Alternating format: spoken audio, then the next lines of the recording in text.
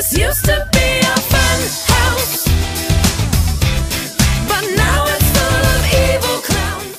Salut les filles, je suis trop contente de vous retrouver dans cette vidéo où je vais vous présenter tous mes favoris du mois de septembre. Il y en a pas mal de découvertes, pas mal de choses que j'ai aimées. Puisqu'il n'y a pas eu de favoris du mois d'août, puisque je suis restée sensiblement sur la même routine, et là, il y a pas mal de choses que j'ai découvertes et j'espère que ça vous plaira. Je vais commencer avec la partie soins et principalement avec l'hydratant parce que je vais changer d'hydratant forcément vu qu'on est en automne et qu'on va passer à la période hivernale. Mais en ce moment, ce qui me plaît énormément, c'est cette crème. C'est l'Istéal Plus d'Aven. C'est en principe pour les peaux sèches. Étrangement, j'ai la peau normale à mixte et ça me convient parfaitement pour toutes les filles qui cherchent une crème anti-rides. Anti-rides entre guillemets parce que bon, on va dire que le principal actif, ça va être l'hydratation.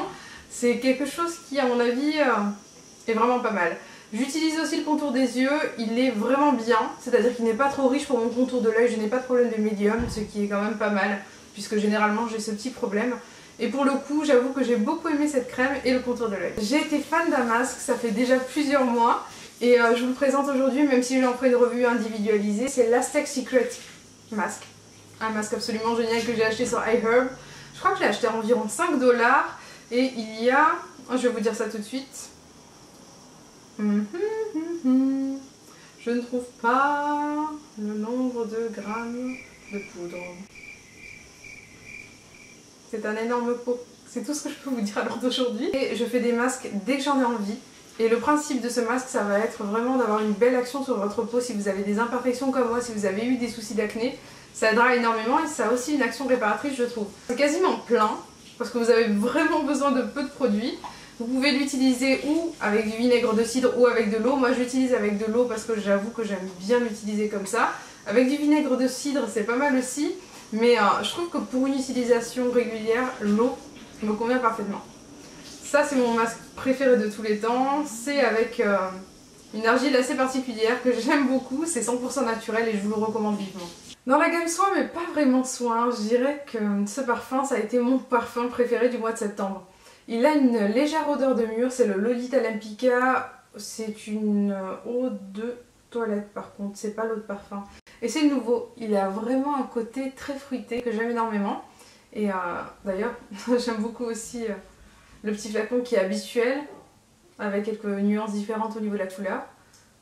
Ouf, je crois que j'en ai mis dans ma bouche. Si vous avez envie d'un parfum automnal, je le recommande vivement et testez-le parce qu'il a vraiment une senteur particulière. Et j'aime son odeur parce qu'elle n'est pas aussi légère que le Lolita Lempicka de base, elle est même, je dirais, plus fruitée et plus agréable à porter. Côté teint, énorme découverte pour ma part, je suis passée au fond de teint minéral et pas n'importe lequel parce qu'en fait j'ai essayé pas mal de fonds de teint minéraux et celui-ci c'est le seul qui a eu cette action sur moi. Une action qui me satisfait mais à 100%. Je ne porte que ça actuellement sur mon visage, je crois que je l'ai porté beaucoup au mois de septembre, j'ai adoré le porter. C'est ce fond de teint de chez Bare Minerals, le Ready par contre parce qu'il existe sous format poudre libre que je prendrai aussi et sous format compact. Que selon le choix de votre pinceau, tout est modulable. Avec un pinceau plat comme celui-ci, vous allez avoir une couvrance parfaite. Avec un pinceau comme celui-là, qui est un petit peu plus fluffy, tout simplement, vous allez avoir quelque chose de plus diffus. Et pour le coup, j'aime énormément. Alors j'aime le fait qu'il n'y ait pas de talc à l'intérieur, j'aime la composition, ça me convient parfaitement. Comme j'ai une peau à tendance acnéique, j'avoue que ce que j'aime, c'est avoir quelque chose qui respecte ma peau. Et surtout qui ne soit pas comédogène, ou du moins, qui vraiment favorise le terrain acnéique. Je pense que vous voyez ce que je veux dire. Et pour le coup, c'est vraiment quelque chose de parfait pour moi. Donc ça se présente comme ceci. Ouf. Je laisse par contre le petit film plastique parce que ça me permet d'avoir un miroir parfaitement propre. Autrement, vous verrez que mes autres boîtiers sont pas dans cet état. Et voilà, j'aime énormément. Ça me donne un résultat quasiment parfait au niveau du teint. Une couvrance totale et j'adore ça. Et ce que je fais pour avoir un côté moins figé, c'est que j'utilise ceci. C'est mon petit spray de chez Mario Badescu avec plusieurs herbes, parce que c'est marqué herbe. Mais non, avec plusieurs eaux florales, on va dire. Et il y a de l'eau de rose à l'intérieur. Je trouve ça plutôt bien, donc je pense que si vous utilisez votre eau florale habituelle, ça peut marcher aussi.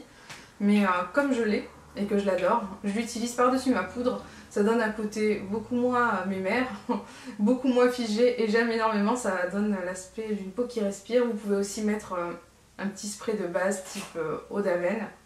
Moi j'aime énormément. Depuis que j'ai découvert ce fond de teint de chez Bare Minerals, je vous avoue que je vais prendre aussi toute la gamme poudre parce que je suis vraiment conquise. Et j'avais déjà depuis un moment ceci. C'est un duo que je vous avais déjà montré il y a quelques mois avec un bronzer et un highlighter. Et pour le coup, le bronzer, je l'applique au niveau de mes joues pour les creuser. Et je sculpte mon visage avec ça. Je trouve que ça me va vraiment bien, dans la mesure où c'est encore une fois, comme je vous le disais, quelque chose qui va respecter ma peau qui a tendance à avoir des imperfections. J'ai envie de garder ce résultat en fait, qui n'est pas encore total au niveau des imperfections, mais comme je les ai déjà bien faites partir, j'ai envie que ça reste comme ça. Et j'ai envie pour l'instant, comment dire, de ne pas agresser ma peau. Alors ce que je fais pour mon blush, j'avoue qu'en ce moment j'ai un peu bugué sur un seul blush, c'est Amour de chez Nars. J'aime énormément Amour tout simplement parce que c'est un blush mat qui est légèrement rosé et qui m'apporte, je trouve, cette touche de bonne mine. Je le porte actuellement et j'aime beaucoup ce vieux rose. Il est splendide et je trouve qu'il va parfaitement avec mon teint, en tout cas c'est ce que j'aime énormément. Passons aux yeux. Alors pour les yeux, j'avoue que j'étais un petit peu en mode replay avec deux palettes. Ma Naked 1, encore et toujours. Sur tous les fards, je dirais Smog, Dark Horse et Hustle et Creep en creux de paupière. C'est ce que je fais un petit peu sensiblement tous les jours. J'utilise souvent aussi en couleur intermédiaire la couleur Naked parce que je trouve que c'est juste l'idéal. Et Half Baked en petite touche parfois parce que j'aime beaucoup le côté doré. Donc c'est vraiment les couleurs sur lesquelles je bug. Toutes ces couleurs un petit peu chaudes au niveau de la paupière mobile, plus froides forcément lorsque je fais mon creux de paupière et que j'estompe. Avec ce violet Hustle, je suis vraiment fan. Et c'est vrai que c'est une palette que je lâche pas, donc je la recommande vivement. Et vous êtes nombreuses à me demander, préfères-tu la Naked 1 ou la Naked 2? Et je vous le dis encore et toujours, je suis fan de la Naked 1. Tout simplement parce qu'en fait, j'aime les couleurs chaudes. La Naked 2, elle est beaucoup plus orientée vers les teints froids, donc si vous êtes blonde avec la peau pâle, ce sera magnifique, je pense en tout cas. Et c'est vraiment cette palette que j'ai beaucoup utilisée avec une autre. Et c'est là que j'ai compris que l'automne arrivait, puisque c'est une autre de chez Bare Minerals que j'avais depuis super longtemps. Mais en fait, c'est pas toutes les couleurs, c'est principalement une couleur, celle-ci. C'est un taupe beige que j'utilise en fait avec le gris pour avoir quelque chose d'assez naturel entre guillemets, d'assez automnal. J'aime beaucoup cette palette et encore une fois, j'avoue que j'aime bien cette marque par rapport au côté composition. Donc pour moi ça colle parfaitement étant donné que je suis dans ma quête de la peau parfaite avec mes problèmes d'acné etc. Et là, même si c'est que des fards à paupières et comme j'ai cette palette depuis plusieurs mois déjà, quasiment 4-5 mois, j'avoue que j'en suis toujours aussi fan. Alors pour celles qui ne connaissent pas cette palette, c'est la palette neutre où vous avez tous les neutres que vous ne trouvez pas dans les autres palettes, que ce soit Sleek, les Sleek de base ou les Naked, à savoir pas mal de grisés bleutés ou quelques marrons. Et bien sûr des taupes, indispensables pour l'automne. J'ai oublié de vous parler d'eyeliner parce qu'en fait j'ai utilisé pas mal de fois mon 24/7 de Urban Decay. Je le trouve génial parce qu'il applique un trait de liner très fin et j'avoue que j'étais encore une fois d'humeur très subtil au niveau des yeux, donc le petit trait d'eyeliner très fin en ras de cils, c'est ce que j'ai beaucoup porté à l'exception d'aujourd'hui où j'ai eu envie de faire quelque chose d'un petit peu plus prononcé. Mais je trouve cet eyeliner vraiment très bien. Par contre je trouve qu'il a un fini vinyle, un petit peu brillant, donc si vous n'aimez pas ce genre de fini, je pense pas qu'il sera fait pour vous. Un petit peu glossy peut-être même. Je pense que lorsque je le porte, vous le remarquez généralement dans les vidéos et vous me demandez ce que je porte. C'est le 24/7 de Urban Decay, couleur